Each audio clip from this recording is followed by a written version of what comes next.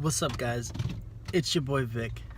Now today, I'm heading to my locals. I was gonna participate in the tournament, but the way my bank account works is it's like nah.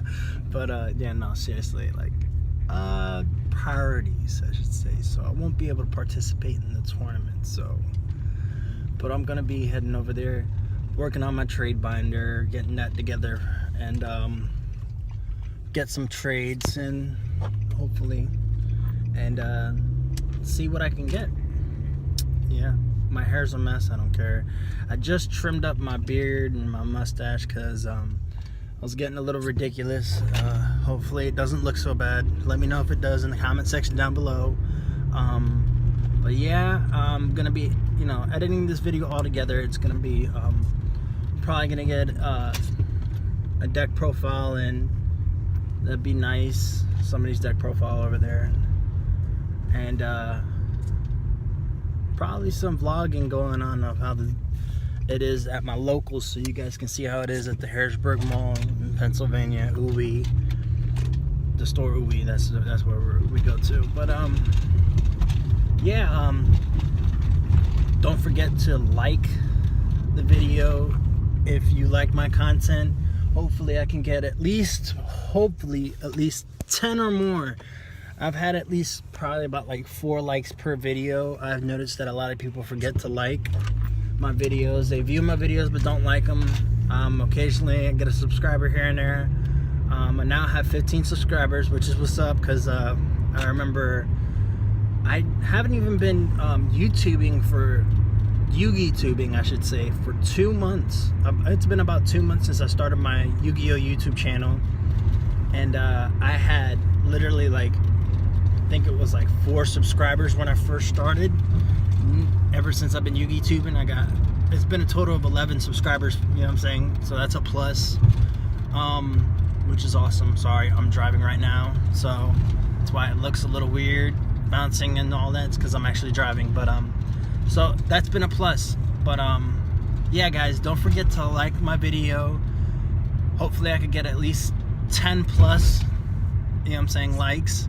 So thank you guys for watching, and this video is probably going to be edited and added on with a deck profile, so on and so forth. But thank you guys, and I'll see you when I get to Ooey, because I'm actually driving and don't want to get into an accident. So I'm like looking back and forth. Alright guys, now I'm at a red light, but peace out. Just got to the mall. Now we're about to get into Ooey a little bit. So I gotta grab all of my things. There's a lot of crap out there. I know I said earlier that I wasn't going to participate in my local tournament, but I actually ended up participating in my local tournament.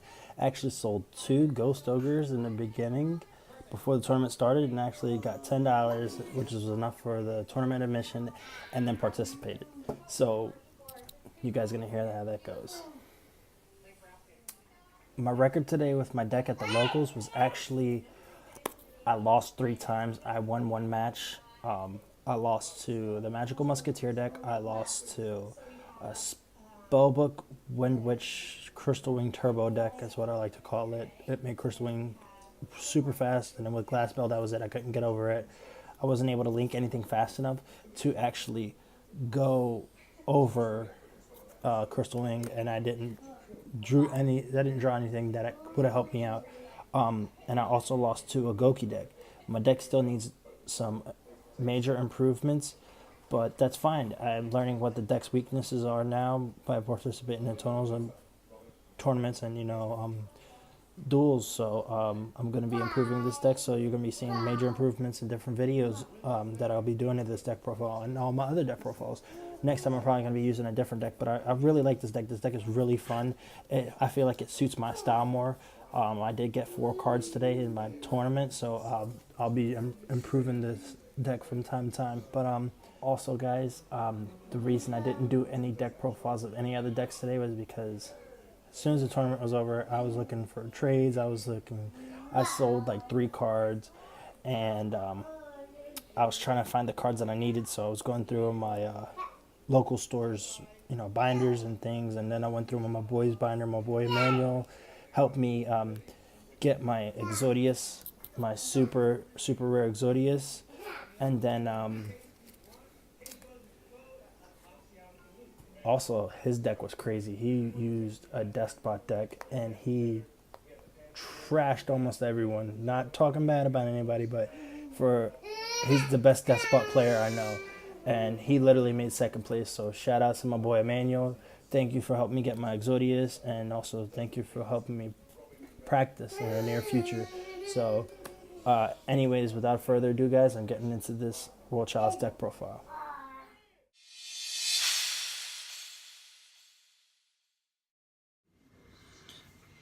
Booyah.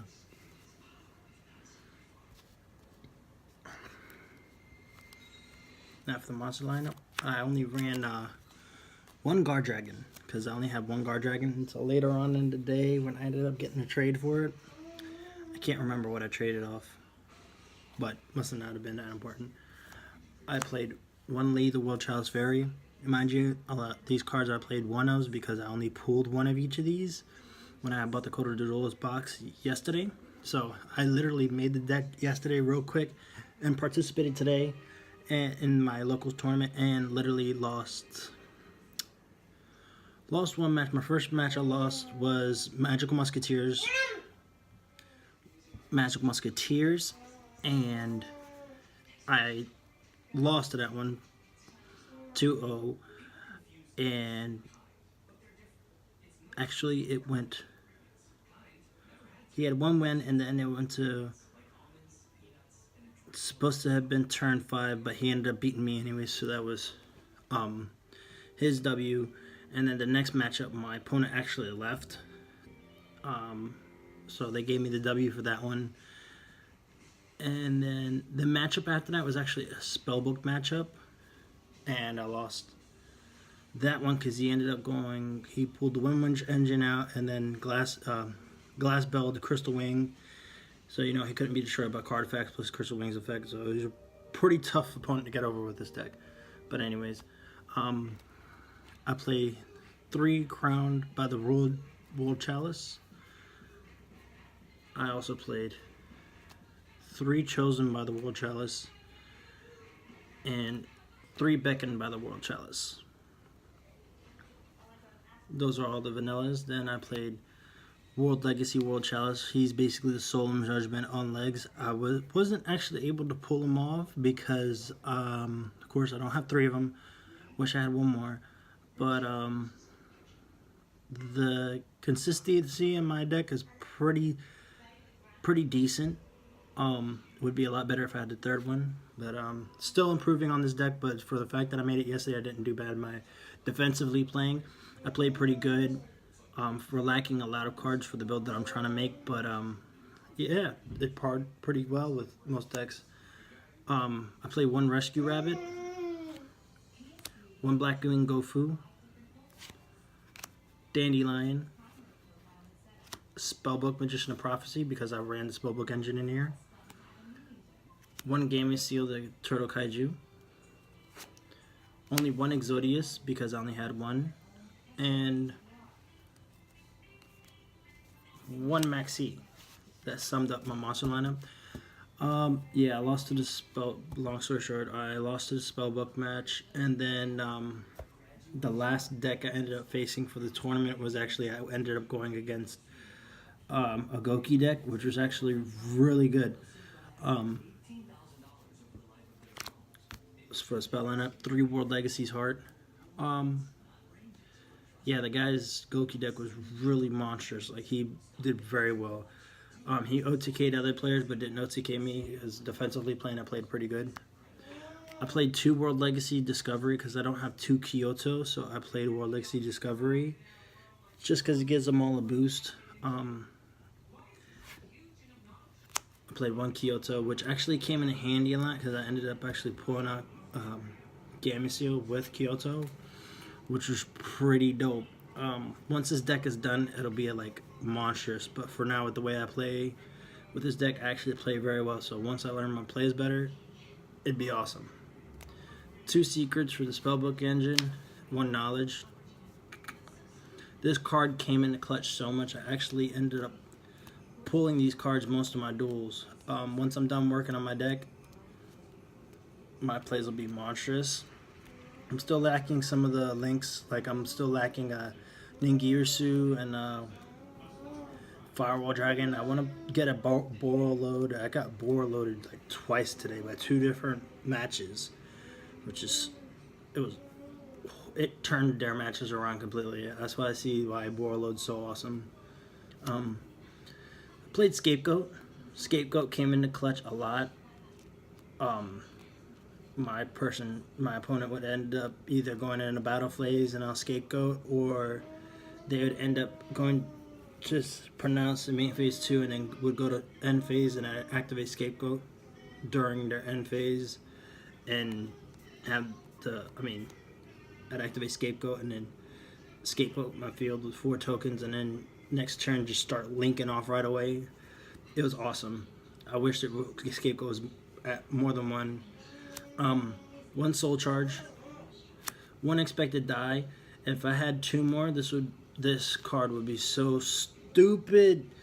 Oh my god, this card came in the clutch. This card came in the clutch more than once. I misplayed a couple times because I'm still learning this deck. But this card, oh my god, that card was stupid. Hey, let me tell you something. It basically is a Cyber Dragon in its own for all of my War Chalice monsters. It was, oh my god, awesome. I played 1 E-Telly. E-Telly came in the clutch also, especially, to bring out Chosen Mother World Chalice since he's a Psychic type. I just straight go E-Telly and then go Chosen. I played it defensively and I played it offensively multiple times. Like I said, I'm still practicing with this deck, so not that bad. A lot of players were like, I had a lot of potential on my boards if I would have had different, some more text in my deck, better link monsters and certain variation of cards, which I told them, they were like, oh, with the Agent of Creation of Venus, that would have been awesome. And I'm like, yeah, problem is I don't have them. And everybody that had the Agent of Creation Venus did not want to let go of them, so that was my problem. But that's fine. 1 Foolish Burial. I activated this card multiple times. Foolish Burial my Dandelion numerous times. There was also a time that I actually Foolish Burialed my where's he at? My Lee. When I had Dandelion in hand, I Foolish Burialed Lee because I didn't have Lee in hand, so I ended up foolishing Lee. Lee went to grave. And then what I did was I actually ended up activating Lee's effect to send 1 monster from my hand, which was Dandelion, to the grave, and then get Lee back to hand, and then I ended up with 2 tokens on the field because of Dandelion, so it was pretty dope. This deck had a lot of potential, and before the tournament started, the 2 ogres that I was gonna play, I ended up actually selling them because I went to the tournament broke, sold my 2 ghost ogres, and ended up making $10, which was dope. It really was dope. So then I ended up having money for the tournament, and then towards the end of the day, I ended up actually selling. At the end of the tournament, I sold my Trickstar Reincarnation that I pulled yesterday and made $20, and then ended up buying some cards. So trap lineup, I play 2 World Legacy Landmark. I was actually pretty mad because the time that I ran into World Legacy Landmark, my opponent had cleared my board before that, so I couldn't go off of World Legacy Landmark, and then I was top decking the whole duel, and then pretty much that's how I ended up losing. So that was pretty disappointing, but other than that, I think that I didn't do bad with the rest of my traps. Of course, the staples, the Solon package. And then because, today's meta game involves hand traps, and if you don't hand trap, you struggle and you're guaranteed not to get any decent plays. 2 debugs, which I didn't run into any of my debugs, so that was pretty sad. But other than that, my trap lineup wasn't that bad. I'd probably add another debunk, but we'll see what happens. Like I said, I'm trying to tech this deck out to my liking, and the best way to test your deck is when you go to your locals and, you know, just make your deck and then start dueling right away, you know, because it doesn't hurt. Extra deck lineup: 2 Link Spiders, 2 M-Duke. M-Duke came into clutch numerous times just for the fact of his effect that, you know, you basically can crash. That was pretty dope. And I mainly used him for his effect of the additional normal summon, and then also, of course, when I linked him into something else, I ended up using his effect from, which is all the World Chalice effects, and when they're sent to grave, you special summon from hand. So that came in handy. I played 1 Link Bumper. I didn't see this card at all today at all. This card had no play. So I'm going to end up taking this card out. But, like I said, I'm playing certain cards because I don't have other cards, so I substituted others. I played 1 Proxy Dragon. He had no play today. 2 Ed the World Chalice Priestess. Ed the World Chalice Priestess actually came in the clutch with the fact that her effect is the code-linked monster cannot be destroyed by battle or card effects. But I'm still learning this deck, so it didn't come into the play like the way I wanted it to. So I'm definitely working on that, you know. Then I played 2 Orm. Orm actually saved my ass numerous times today just because of the fact of his effect that he gains 300 attack for every World Chalice monster in my graveyard with a different name. The highest I got Orm was actually 3,500. I really wish I had Ningirsu though. And his other effect came into clutch when he's in the link zone. If you tribute 1 more Chalice monster this card points to, target 1 other monster in your graveyard, special summon it to your field. That the zone that this card points to. I actually ended up using his effect to tribute my World Chalice Priestess. Once World Chalice Priestess was tributed, I ended up actually bringing back, at the time, was my Trigate Wizard, which is something that I played 2 of. And then ended up calling into other monsters from there, and then that kind of saved my butt for a while, but then my boy brung out like Borolo Dragon and turned everything around, so I was pretty pissed about that.